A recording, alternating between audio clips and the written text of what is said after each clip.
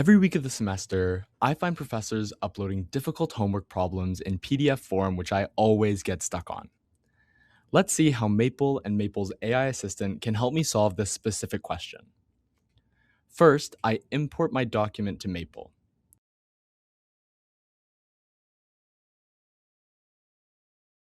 The software then reads the PDF and brings it onto a new worksheet.